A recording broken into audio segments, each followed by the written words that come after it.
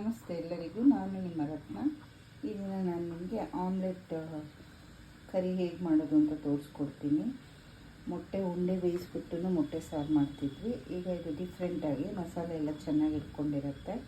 ನಾನಿಲ್ಲೊಂದು 5 ಮೊಟ್ಟೆ ತೊಗೊಂಡಿದ್ದೀನಿ ಮತ್ತು 1 ಸ್ಪೂನ್ ಧನಿಯಾ, 1 ಸ್ಪೂನ್ ಮೆಣಸು, ಅರ್ಧ ಸ್ಪೂನ್ ಜೀರಿಗೆ, ಚಕ್ಕೆ, ಲವಂಗ, ಒಂದು 3 ಈರುಳ್ಳಿ ಹೆಚ್ಚಿಟ್ಕೊಂಡಿದ್ದೀನಿ, ಮತ್ತೊಂದು 2 ಗೆಡ್ಡೆ ಬೆಳ್ಳುಳ್ಳಿ, 1 ಇಂಚು ಶುಂಠಿ, 3 ಹಸಿಮೆಣಸಿನ್ಕಾಯಿ, ಕೊತ್ತಂಬರಿ, ಕರಿಬೇವು ಮತ್ತು 1 ಟೊಮೆಟೊ ಹಣ್ಣು ಮತ್ತು ಸ್ವಲ್ಪ ಕಾಯಿ ಹಾಕ್ಕೊಳ್ತೀನಿ.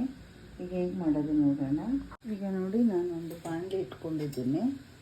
ಈಗ ಇದಕ್ಕೆ ಸ್ವಲ್ಪ ಎಣ್ಣೆ ಹಾಕ್ಕೊಳ್ಳೋಣ. ಈಗ ಎಣ್ಣೆ ಬಿಸಿಯಾಗಿದೆ.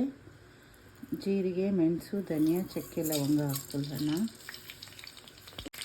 ಈಗ ಬೆಳ್ಳುಳ್ಳಿ, ಈರುಳ್ಳಿ, ಶುಂಠಿ, ಮೆಣಸಿನ್ಕಾಯಿ, ಕರಿಬೇವು ಎಲ್ಲ ಹಾಕ್ಕೊಳ್ಳೋಣ.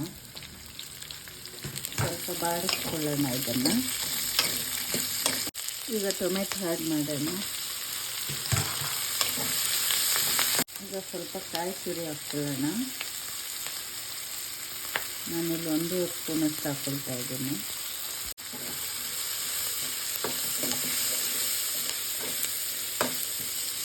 ಸ್ಟವ್ ಆಫ್ ಮಾಡೋಣ. ಆ ಬಿಸಿಗೆ ಕಾಯಿ ತುರಿ ಎಲ್ಲ ಚೆನ್ನಾಗಿ ಫ್ರೈ ಹಾಕ್ಕೊಳ್ಳುತ್ತೆ. ತಣ್ಣಗಾದ್ಮೇಲೆ ಇದನ್ನು ರುಬ್ಕೊಳ್ಳೋಣ.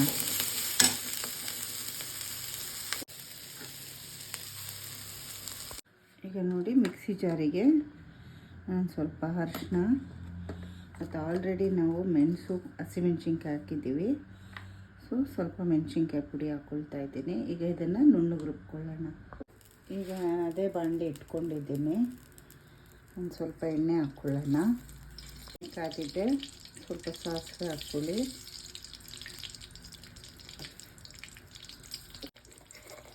ಮತ್ತು ಒಂದು ಸ್ವಲ್ಪ ಜೀರಿಗೆ, ಒಣಮೆಣಸಿನ್ಕಾಯಿ, ಕರಿಬೇವು. ಈಗ ಈರುಳ್ಳಿ ಹಾಕ್ಕೊಳ್ಳೋಣ.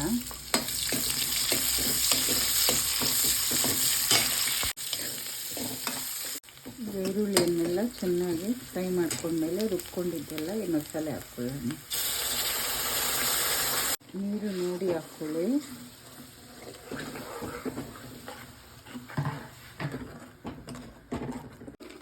ಈಗ ಉಪ್ಪು ಹಾಕ್ಕೊಳ್ಳಿ.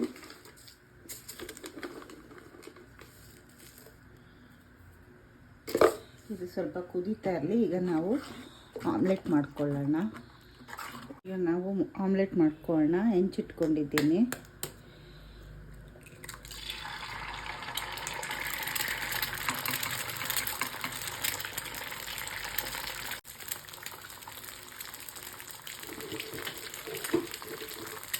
ಉಪ್ಪು ಹಾಕ್ಕೊಳ್ಳಿ, ಮೆಣಸಿನ ಪುಡಿ ಹಾಕ್ಕೊಳ್ಳಿ. ಇದನ್ನು ಈಗ ಫೋಲ್ಡ್ ಮಾಡ್ಕೊಳ್ಳೋಣ.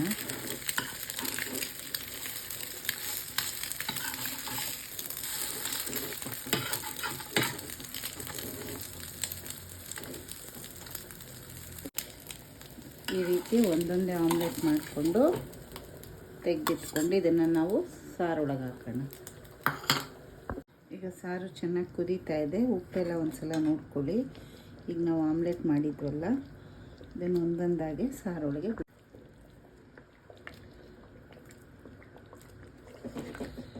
ಈ ಥರ ಮಾಡಿ ನೋಡಿ. ತುಂಬ ಡಿಫ್ರೆಂಟಾಗಿ ಚೆನ್ನಾಗಿರುತ್ತೆ. ಮಸಾಲೆ ಎಲ್ಲ ಆಮ್ಲೆಟ್ಗೂ ಚೆನ್ನಾಗಿ ಹಿಡ್ದಿರುತ್ತೆ.